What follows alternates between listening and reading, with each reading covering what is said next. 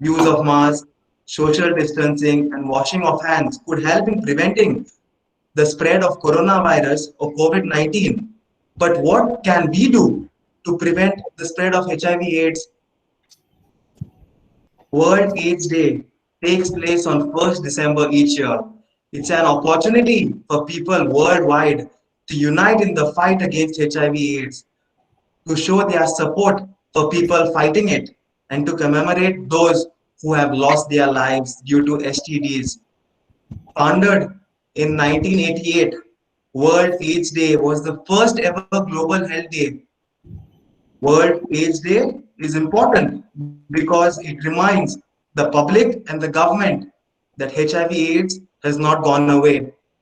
There is still a vital need to raise money, increase awareness, fight prejudice, and improve education. On this occasion, we have with us a very eminent and respected personality, Dr. Jagdish Kakodkar, who is going to make us aware of this dreaded disease called AIDS and also shed light on STDs or sexually transmitted diseases and will also answer our queries later. I now request the principal of Sri Damodar College of Commerce and Economics, Dr. Prita Malia, to welcome the gathering. Thank you, Keegan, and a very warm welcome to Dr. Jagdish Kakodkar. I think we are welcoming you almost just a month back, but for this particular talk, I think it's been about 12 years now. I remember when I was the NSS program officer, maybe around 2007 or 8, we invited you, and it was really a very effective, very impactful presentation that you made that day. So you've been associated with this college for these kind of talks for a long time, and we're very happy to have you with us again. For the students present, AIDS came as something that really hit the world, shook the world some many years ago, and now it is the turn of the coronavirus. And in both, you can see that the section of a hospital, the section of a teaching hospital that is most involved is the preventive medicine department, because in both cases, if you were to prevent it, we would not have these kind of epidemics and these kind of pandemics. So as Dr. Kakodkar had mentioned last time also, that what we learn in school but tend to forget is that prevention is better than cure. So with that as the focus of this talk, both as STD is very closely linked to AIDS, the spread of AIDS is very, very closely linked to sexually transmitted diseases. So that is why the department thought of taking both of them together. The NSS and the Red Ribbon Club decided to club the two. So I'm sure we will have, again, as in the past, we will have a very insightful and a very effective presentation by Dr. Kakodkar. His examples and his very simple language make it very easy to relate to and understand what he's saying. So I welcome you, Dr. Jagdish Kakodkar, Professor Kakodkar, and all the students and staff who are present today. Thank you. Thank you, ma'am. I now request Sinelda to introduce our resource person for today's webinar. Dr. Jagdish Anil Kakodkar is a professor and head of Department of Preventive and Social Medicine at Goa Medical College. He has completed his MBBS and MD. He has over 23 years of teaching experience at GMC and over 60 original research publications in medical journals. He has organized several conferences, workshops, CME, and various other training programs for doctors. He is on the editorial board of 6 reputed medical journals. He is a recipient of numerous awards at state, national, and international level. On this note, I would like to welcome you, sir, on behalf of the college, and thank you for sparing your precious time out of your very busy schedule for us. I request Keegan to take over. Thank you. Thank you, Sinelda. A small request, if in case you have any queries, questions, you may please type it in the chat box. Dr. Kakodkar will answer these queries at the end of the session. Please note, I now request our resource person, Dr. Jagdish Kapotkar, to take over. Dr. Kakodkar, if you will please excuse me, I have a meeting to attend. Sure, I Yeah. will carry. Thank Thank you you so very much. much. Yeah, Thank you so much. Keegan, am I audible and are my slides visible? Yes, sir. Yes, sir. Okay. If there's any interruption in the audio or video, please let me know. Okay. Sure, sir. Okay. So, respected principal, Ms. Kunde, the NSS coordinator, Keegan, the lady faculty who introduced me. At the outset, I must thank all of you for giving an opportunity to me on behalf of our Department of Preventive Medicine to, to speak with you to commemorate the World AIDS Day which just happened yesterday. The topic given to me today is Stop AIDS and STDs and Dare to Care. Now, as Keegan mentioned, 1st December is observed all around the world as World AIDS Day. It's a time for reflection. It's a time to remember friends and loved ones who lost to AIDS, to heed the lessons learned over the last year, and to take stock of the progress that has been made towards a comprehensive response to the AIDS epidemic. This year, the World AIDS Day theme has been Global Solidarity and Shared Responsibility. Global solidarity means we all must come together and we must share our responsibility, do our bit to see that we stop the spread of HIV/AIDS. Now, as rightly pointed out by Keegan and also by Ma'am Malya, this year we have witnessed another pandemic coinciding with the global pandemic of HIV/AIDS. So there has been an impact of these colliding epidemics. The treatment target for 2020, which was there to include as many people with HIV/AIDS on antiretroviral treatment, this target is going to be missed. So this graph here depicts that the number of since 2010 for the last 20 years, the rise in the number of people with HIV/AIDS who we put on treatment with antiretroviral drugs should have been here, but we are going to miss that target because of the impact of COVID. Now, what is this position of HIV/AIDS by the numbers? The pace of progress in reducing the new HIV infections, increasing the access of treatment and ending the AIDS-related deaths has started slowing down because of the colliding epidemics of AIDS and COVID. During 2019, 1.7 million people were newly infected with the HIV. And together, HIV and AIDS number of people living in the world at the end of 2019 were 38 million. 6,90,000 persons around the world died of AIDS-related illnesses. So this is the burden of HIV/AIDS globally in sheer numbers. Coming to the natural history and understanding the terminologies. STDs is a term which refers to sexually transmitted diseases. There are a group of about 30 infections, including HIV, which are transmitted to men by sexual contact most of the times. One of these 30 STDs is HIV, human immunodeficiency virus, which occurs predominantly by sexual route and also by other routes, as we'll see later. And years later, about 10 to 13 years later, in 90% of its victims, it results in the syndrome or a group of symptom signs called AIDS. Here is a graphical representation of this human immunodeficiency virus. It occurs only in human beings and we get it only from other human beings. And this is how the virus looks like on an electron microscopic photograph. Very tiny, cannot be seen by the naked eye, cannot be seen by the regular microscopes that we have. But such a tiny virus, once it enters the body, starts attacking within 72 hours into the host cells. It's an RNA virus. So this RNA virus makes use of an enzyme called the reverse transcriptase enzyme, which incorporates this virus into the DNA of the human beings. And in the cells of the DNA of the cells, this reverse transcriptase makes copies of the HIV. How fast does this virus replicate?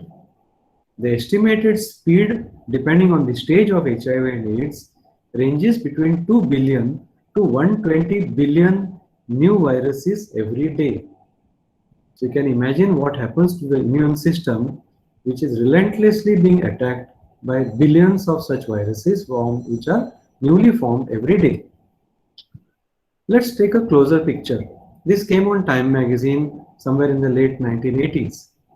One white blood cell called CD4 lymphocyte loaded with these blue tiny dots of HIV viruses. One virus must have entered into the CD4 receptor of this white blood cell. And within a short while, this single virus that got into a single white blood cell, the CD4 lymphocyte, started replicating so fast that in no time it bursts open that cell and comes out this way. And this is the surface of the white blood cell, the CD4 lymphocyte, and swarming over the surface are the HIV virions, the new baby viruses of HIV. Each of these viruses is going to attack another CD4 lymphocyte. CD4 lymphocyte is a white blood cell which has the CD4 receptor on its surface. And this war between the virus and the immune system goes on for 10 to 13 years on an average in adults. 10 to 13 years later, the CD4 cell count falls to less than 200 per cubic millimeter of blood. That time, immune system is completely down and the person starts showing various symptoms and signs of infections, what we call as AIDS. AIDS is the syndrome and HIV is the virus which causes the syndrome. This virus predominantly spreads through only 4 ways. The first and the most important way in which HIV spreads is by unprotected sex with an infected person. Unprotected, that means without wearing a condom. When a person has a sex with another and either of the person must carry the infection. So unprotected sex with an infected person is the commonest cause of HIV. Earlier used to be the blood transfusion and blood product related transmission. That has now become negligible because now all over the world it is made mandatory that every blood unit, every plasma unit has to be tested before transfusion. So now the next commonest mode of transmission is the use of needles for drugs. Why we talk about needles and syringes in the context of drugs? Because needles, syringes used in the healthcare settings are either autoclaved or sterilized before use if they are glass ones and steel needles. And if the disposable ones are used, they are used only once, disinfected and then appropriately discarded. So needles and syringes that we talk about are the ones which are used by the drug addicts or the drug users. They load the syringe with a drug and the problem is they share the needle with each other. And that's how viruses like HIV, hepatitis B and hepatitis C spreads among them. The fourth way by which HIV can spread is what we call parent-to-child transmission. Earlier we used to say mother-to-child transmission. But in most instances like in India, the mother is the recipient of the virus infection from the husband. And when we used to call mother-to-child, we used to stigmatize the mothers. So now we use the term called PPTCT, parent-to-child transmission. This infection from the mother to the baby can either be spread during the time when the baby is in the womb. It can be spread at the time of labor when the baby is coming out of the birth canal, and it can also be spread through the breastfeeding from the mother. These are the only 4 ways in which HIV spreads. There are lots of myths and misconceptions which are there circulating on the email, on the WhatsApp, that people with AIDS put needle syringes in the theaters and people sit on them and the virus spreads. The virus survives for a very short time outside the human body. And these are misconceptions created to create stigma and discrimination towards people with AIDS. HIV/AIDS cannot be transmitted through casual contact. If you just sit with a person, work with a person, shake hands with the person, use the same computer and all, it cannot spread. So these are the only 4 ways in which it spreads. What is the burden of AIDS and HIV in Goa? Fortunately, because of the prevention control efforts of the government agencies as well as the NGOs, HIV incidence has been steadily declining since the last decade. But the matter of concern is most of those who still carry the infection are youth between the 15 to 49-year age group. And the unfortunate part is earlier males used to be more affected. Nowadays, as many females have HIV as males in this young age group because sexual activity as well as the use of drug use has increased among the women as well. Most cases of HIV/AIDS in Goa are from only 4 talukas: Salset, Mormugaon, Tiswadi and Bardes. Everyone used to talk about Mormugaon because the red light area of Baina was there. How do we explain Salset, Tiswadi and Bardes without red light areas? That means, unfortunately, with more education, with improvements in socioeconomic status, which is seen in these 4 best talukas of Goa, there is a more freedom for having promiscuity, paid sex, multiple sex partners, and the use of drugs. You see so many of these pictures where you see youngsters doing all these activities. As a result of that, unfortunately, despite being the 4 most advanced talukas in Goa, more than 70 to 80% of the cases are only from these 4 talukas, right from the start of the epidemic in Goa.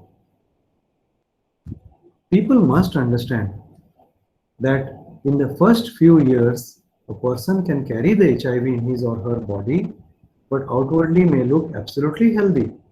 Like this person whom I had seen several years ago. He looked absolutely handsome and absolutely healthy. Only when I looked closer, because he was fair-skinned, I noticed he had a faint pink rash. Now this kind of rash happens in young people either because of a virus called infectious mononucleosis, and sometimes it's a sign of HIV in 25% of its victims. 75% don't show this also. When we referred this person for testing, his test came positive. His mother posed this question to me, that we are from a very high class family of Goa. How can we get this thing which happens to the prostitutes? I asked his mother, maybe you are from a high class family, but have you asked your son, the 5-star hotel where he works, with how many girls he had had sexual activity? Because he had told me during counseling. She didn't ask any further questions, left the hospital, and several years later, when the same patient came to us in the Goa Medical College, he was looking like this. When he developed a sign of AIDS called Kaposi sarcoma. It is rare in the people with whitish complexion or Asian communities. It's a very common opportunistic infection in Americans and the foreigners. There are people who develop AIDS after 10 to 13 years, 90% of the time. 5% are rapid progressors. They can develop it within 5 to 7 years, especially the children, where the incubation period is shorter. But there are about 5% called LTNPs or long-term non-progressors. For reasons which are not very well understood, some say it's because of the mutant genes like CXCR and CCR2, CCR5. They can either resist HIV infection or the infection may progress from HIV to AIDS much later, beyond 10 or 15 years. 90% of the people will progress from HIV infection to AIDS within 10 to 13 years. And that time, like this neighbor of mine who used to be alone in the locality, His wife was working abroad in the Gulf, and he used to have multiple sex partners in the village. You see his appearance, and you can make out he has got this AIDS or slim disease. Significant weight loss. Some of us lose weight some of the times, like when your examinations are due. But if you lose more than 5% of your body weight within a short span of 2 to 3 months, you got to be worried if you have done any such high risk behavior.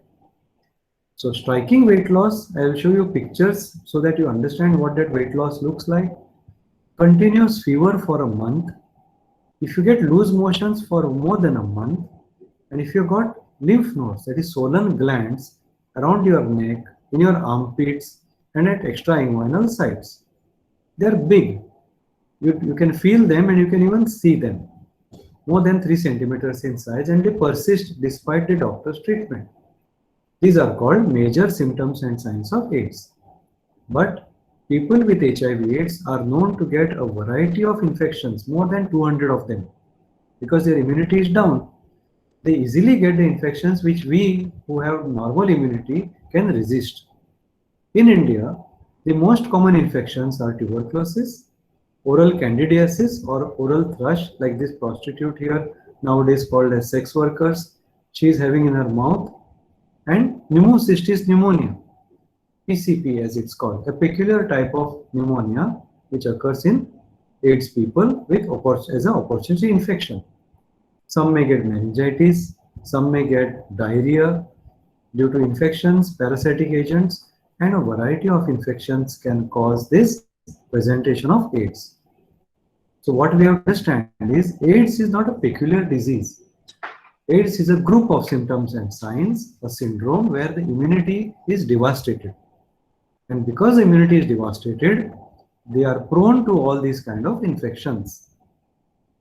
Now you have to have the common sense when you are having sex with someone who is not your faithful partner, when you are going for paid sex, when you are having sex under the influence of alcohol, when you cannot have control over your desires, or when you are shooting drugs.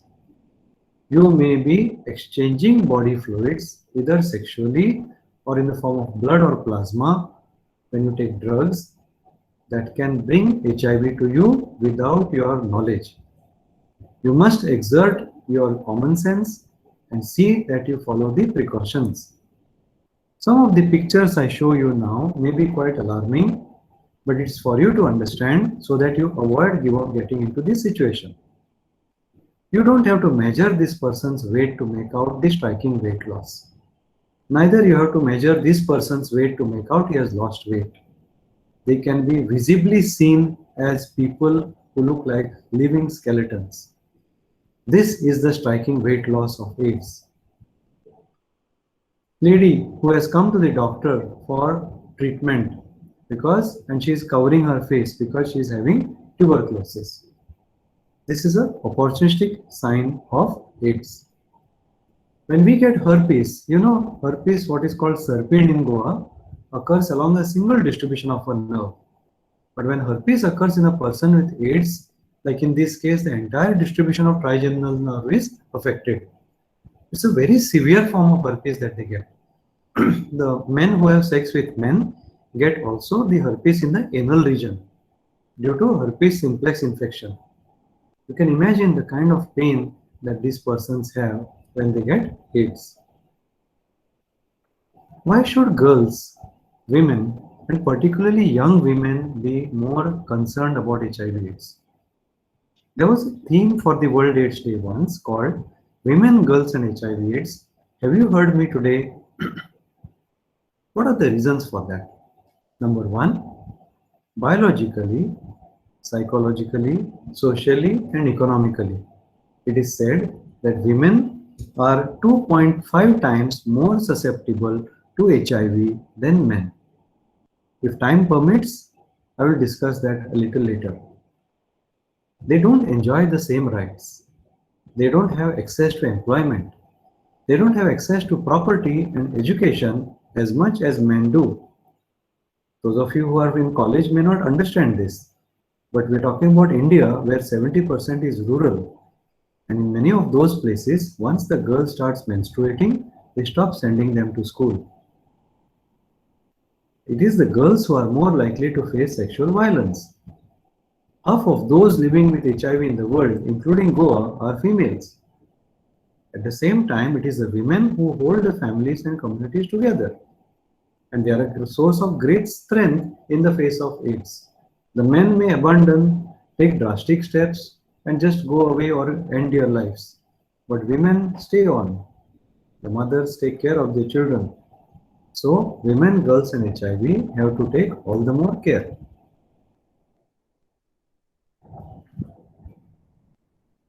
Some people are at greater risk than others.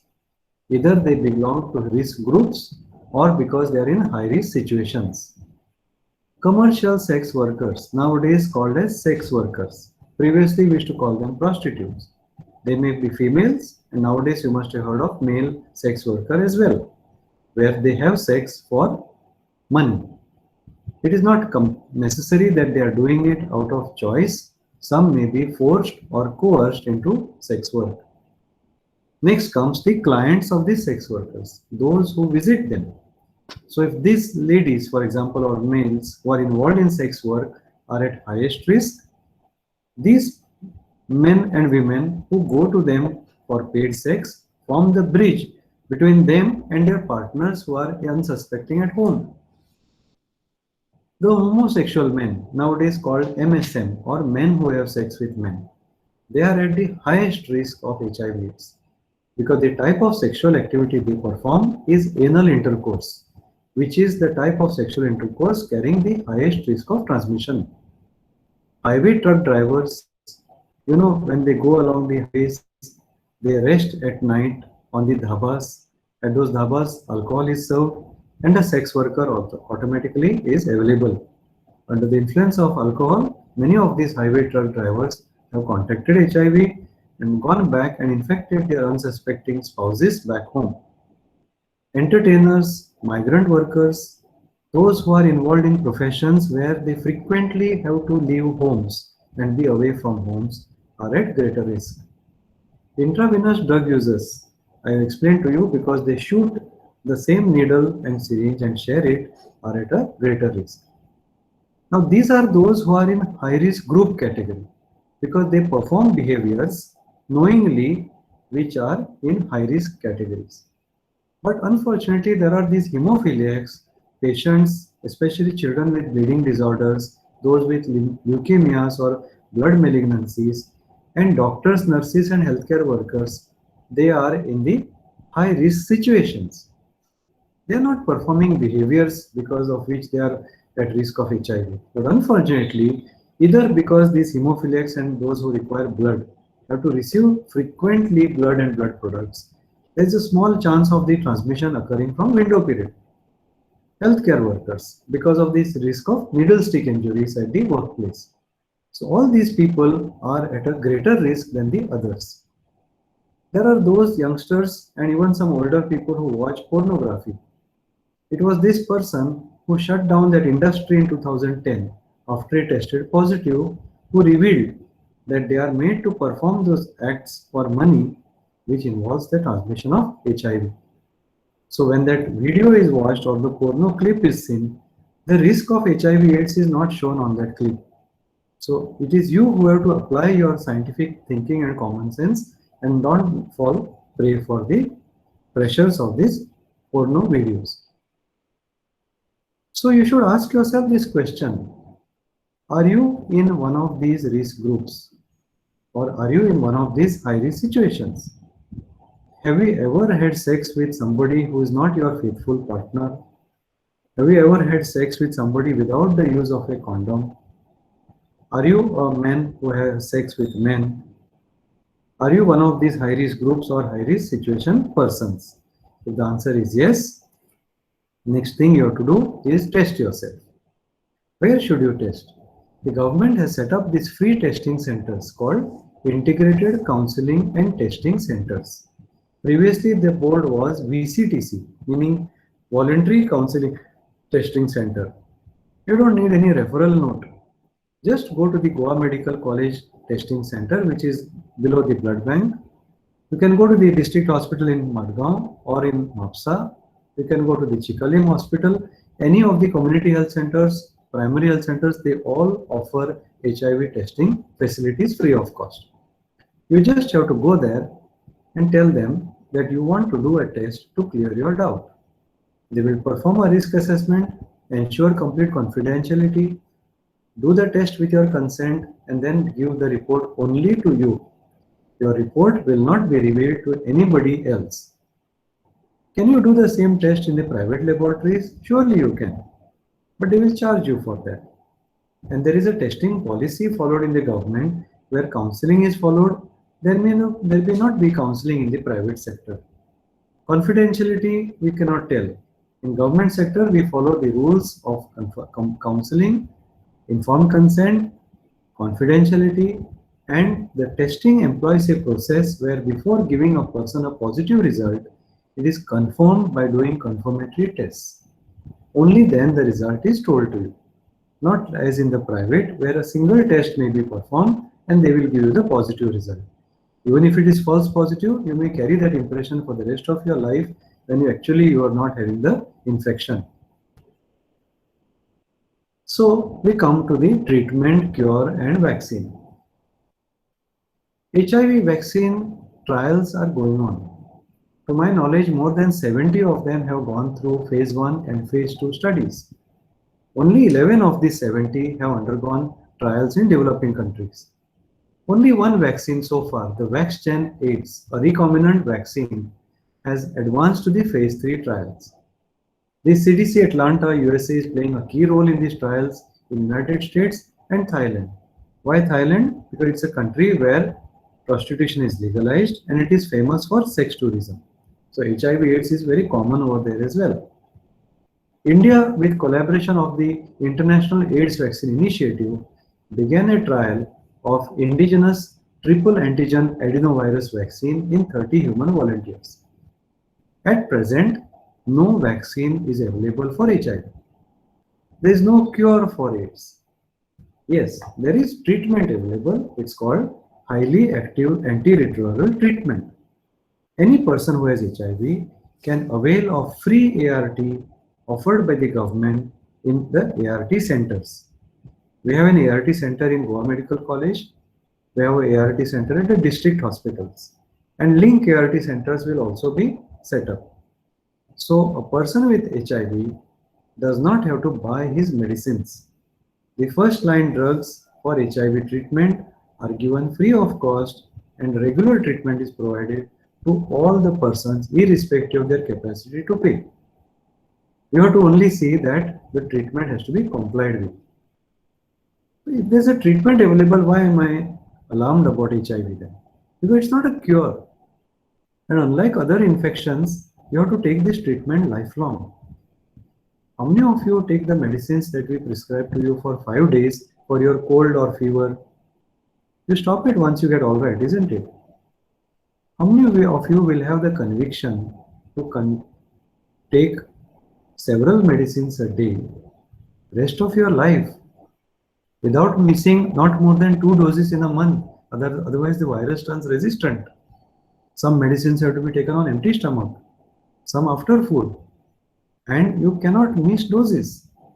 Otherwise, you will die faster because the virus will mutate and become resistant. So when there is no vaccine, cure is not available.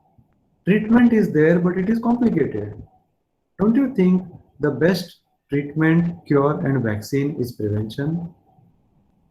So if you have to do prevention of HIV and AIDS, the most important thing you must understand is to practice safe sex.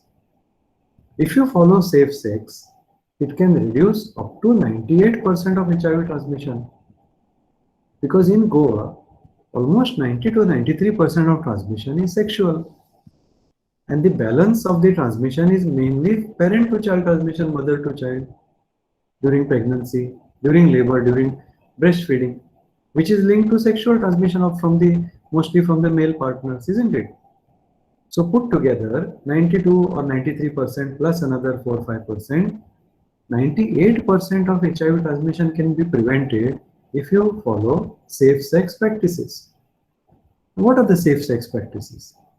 As much as possible, as per the religious body's preachings in each one's religion, abstain from sex until you get married. Delay the first sexual act as long as possible. Because if you delay the first sexual act, your relationship is more likely to culminate in marriage. Many times we see that those who fail to practice abstinence, those who perform sexual activities before marriage, may change partners. And then comes the risk of HIV. So abstaining from sex before marriage, delaying the first sexual act, and then sex in the context of marriage with mutually faithful partners is the best way of preventing HIVs. Avoid multi-partner sex and overlapping sex. There are people who have multiple sex partners at the same time. If they can't follow any of this, for those who say that they cannot control their sexual urges and desires, the next best thing to do is use condoms. But it is important that condoms have to be used correctly and consistently with each sexual act. Condoms will prevent HIV. Condoms also prevent other STDs. And that's how condoms, by preventing other STDs, further lower the risk of getting HIV. Because STDs are a cofactor which increase the risk of HIV 6 to 10 times. If a person has any reproductive tract infection, like women with vaginal discharge, women with any infection of the reproductive tract, women and men with sexually transmitted infection, go to the doctors and seek their prompt syndromic treatment. Because if you don't treat a vaginal discharge, if you don't treat the ulcers, if you don't treat the infections in the reproductive organs, the risk of you getting HIV is 6 to 10 times more. And if you treat them in time, you can reduce the risk up to 6 to 10 fold. So this is the most important message of today. Prevention of transmission through sexual intercourse. The next mode of transmission is through blood. So how you can prevent transmission through blood?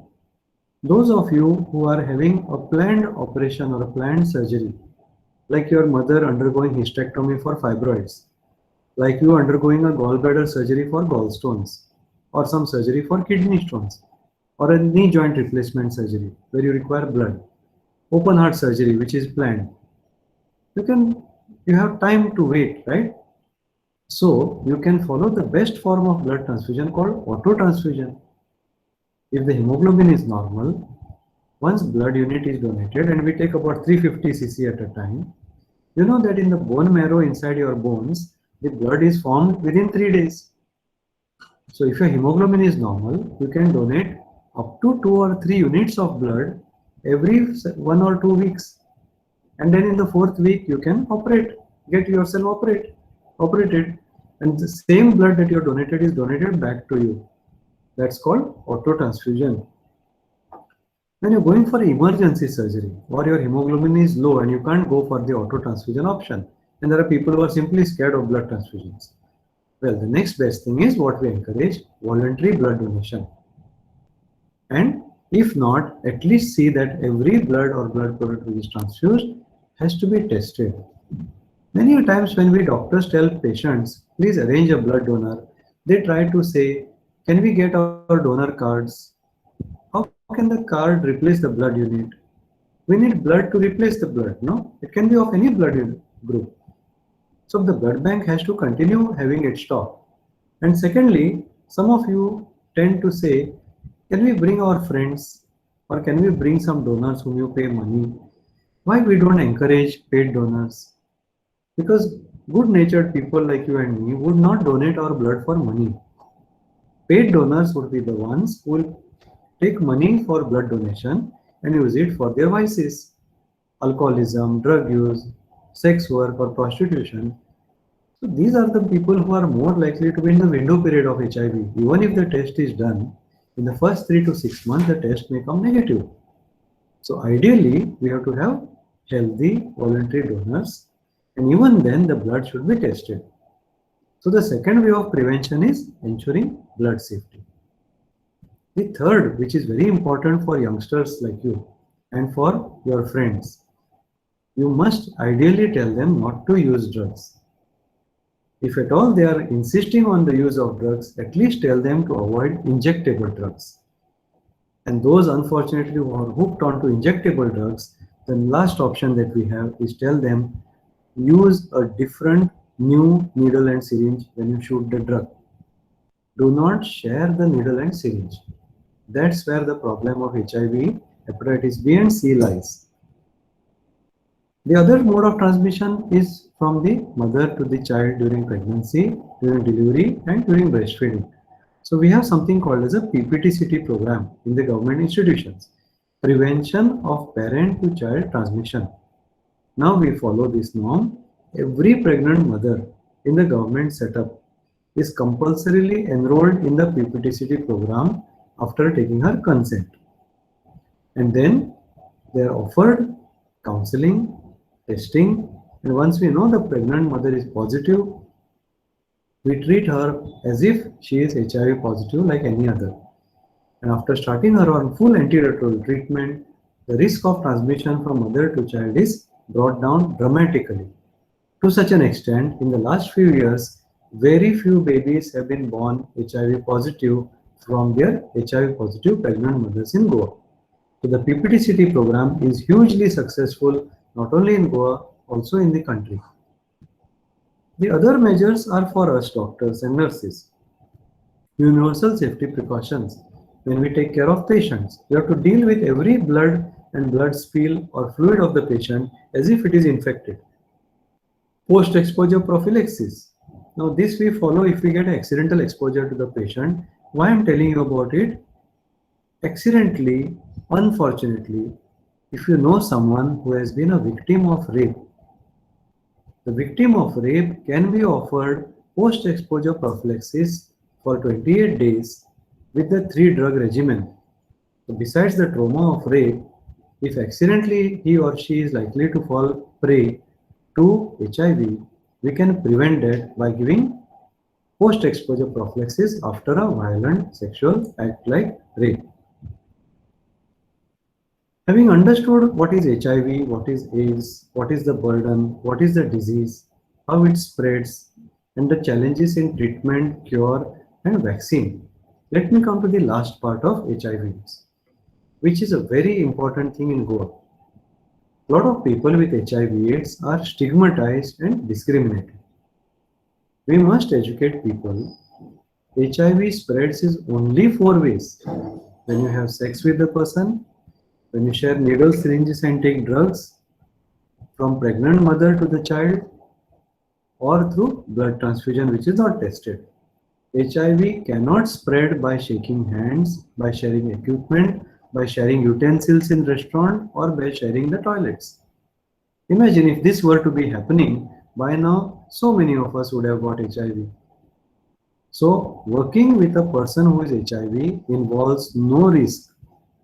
If your maid servant tests positive, please don't remove her from the job. If your co-worker is positive, please don't throw them out from the job. Tomorrow, if you are an employer, don't remove your employees because they tested positive. They pose no risk for you in any way by casual contact. Because in Goa, as you can see, this person put in the backside of his house is stigmatized and discriminated once they know somebody has HIV. What is the difference between the two? Stigma means the words spoken, attitude, perceptions that people have towards someone with a disease like AIDS. Discrimination is the action which is done upon the stigma. So people say such things to others who have HIV/AIDS. Shame on you, get out of your house, you're a disgrace, and you have sinned. And what is the sin that they have done? They had sex with somebody or they took drugs.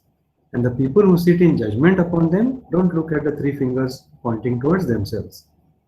There are even people who say to them, you deserve to die. You had this coming. I ask these people one question. When a person gets a cancer, how many years does he survive even with treatment? A few years, isn't it? When a person gets kidney failure, like you must have heard a lot of people in Kankan get it. What is the average years of survival after kidney failure and stage kidney disease? 3 years. When a person gets a stroke or a heart attack, that person runs the risk of another stroke, isn't it? Within 5 to 10 years time. Do you give up hope when there are people with cancer, kidney disease, stroke, even though they are going to die much earlier than a person with HIV/AIDS who live 10 to 13 years without any treatment? So who are you to certify that he's going to die soon? We are nobody to sit in judgment. Judgment will be done by the person above, by the God above. We are nobody to cast aspersions on people, and that too when we have fingers pointed towards ourselves. And based on such stigma, we are not supposed to discriminate. You can't say somebody is fired from the job, and you can't refuse to insure people with HIV and proclaim people that they're going to die soon. Even if doctors do nothing and don't give any treatment for HIV/AIDS person, as I explained earlier, he's going to live for 10 to 13 years without treatment. And if ART is started, there are people who are living for a decade or two more. So we have to denounce stigma and discrimination in order to live and let live. Stigma discrimination only spreads the epidemic further. It hampers prevention efforts, and we have to also protect human rights and safeguard dignity. If you want to educate your youngsters, your school students, your college students, your colleagues, to take stigma out, do this what I do every year. At Christmas time, visit a AIDS orphanage. Take an appointment at Asro in Kavilosi or Nitya Seva Niketan at Rivana. Those nuns, the missionaries of charity who look after these children, will be too happy to receive you. Christmas is the time, as the Honorable Archbishop recently said, not to have celebrations, decorations, but to spread the word of God and to share suffering of others and give to them those people who have nothing. So you can go to an orphanage because in my opinion they are the ones who deserve maximum care. And like you can see here, I touch them every time I go there. By touching we spread love. Touching doesn't spread AIDS. And I've been doing this for the last 20 odd years.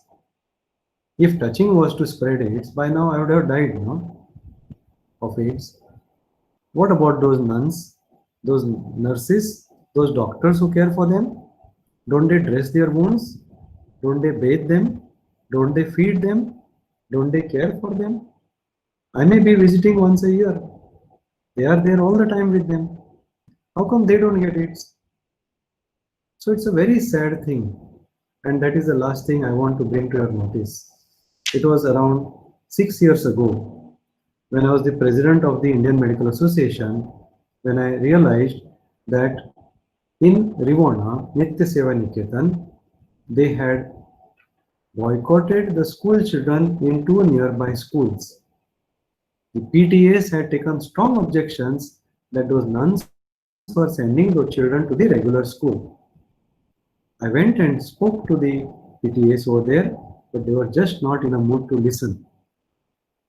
They were closing the gates on the face of the children who were coming to school. And in an educated state like Goa, if we behave this way, what do you expect the other people who are less educated to do?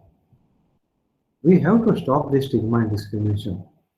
If your children and those children sit and study together in the school, AIDS cannot get transmitted. AIDS will be transmitted only if there is sexual activity, drug use, blood transfusions, or parent to child in the womb or later. It is not transmitted through casual contact. So during these last 45 minutes, I have tried my level best to tell you most of these aspects of HIV/AIDS and STDs. Now that I have come to the end of my presentation, I will take a few questions. You are free to ask me questions in the chat box, or Keegan or anybody can ask me those questions directly. Okay, so there were some questions which we had. Okay, Yes. so what are the initial symptoms of HIV? As I explained earlier, in the first 10 to 13 years, most of the persons with HIV/AIDS do not exhibit any major symptoms and signs. But as per the scientific literature, 25% of the persons with HIV and AIDS may exhibit initially acute seroconversion illness. Only 25%, where they may get slight fever, lymphadenopathy, and a faint rash, which I explained to you resembles that of infectious mononucleosis. Other than that, first 10 to 13 years, there is nothing which is striking which can be considered as HIV/AIDS. A person will look absolutely healthy. Anything else? Okay, sir. So now you mean to say, sir, that there's no any other way that we can test, I like beg your test if pardon? they have corona, if they have AIDS, HIV/AIDS. Yes. Is there any other way like you can test that There are that they newer have AIDS tests. in the early stage, in the early stage? In the In the early early stage, stage. yes. See, the traditional test that we do is called ELISA test. ELISA is an abbreviation, enzyme-linked immunosorbent assay. The confirmation of this test is done either by a triple ELISA technique, where 3 different kits are used for confirmation of diagnosis, or 3 different methods are used, or a combination of tests is used. In private setup, they do a single rapid ELISA only. We do the rapid ELISA, standard ELISA, and a different kit is also used. Now, there are other tests available. One is called Western blot. That is not available in Goa. For Western blot test, only rarely samples may be sent to the National Institute of Virology at Pune. There are some other tests which are done in people with HIV/AIDS, commonly done, called as viral load test, CD4 count, CD4-CD8 ratio. These tests are also done. There's another test which is available called PCR or P24 antigen. This P24 antigen can be used to detect the presence of infection, particularly in children. Because this ELISA test which is there, no, it doesn't detect the virus antigen. It detects its antibody, which takes time, 3 to 6 months to develop. Unfortunately, when small infants are there, in the first few months, the antibodies from the mother who is HIV positive are transferred to the baby. So it used to happen in the beginning that those babies who used to test positive used to miraculously test negative later on. It was no miracle at all. It was just a false positive ELISA test result in the first 3 to 6 months. So in children and infants, early test is P24 antigen. There is a polymerase chain reaction PCR test which can also be done. Thank you, sir. Yes. So one more question, sir, we had. So Yes. during intercourse, the youngsters, instead of using condoms, they prefer the pull-out method, that is pulling out before ejaculation. Could you Yes. tell us how safe it is? It's called a withdrawal technique, where just before the climax or just before the ejaculation, the male withdraws from the intercourse. That is still a risk because the fluids, the seminal fluid which comes, during foreplay and before the ejaculation, that also contains the HIV. So that's what I try to explain to you. Right from the beginning of the sexual penetration, if sex is non-penetrative, that is kissing, touching, fondling, or non-penetrative acts of sex, there is no transmission. But the moment penetration is taking place, that is either vaginal intercourse or anal intercourse, there has to be a condom right from the beginning of the penetration, because even the early fluid also contain the virus.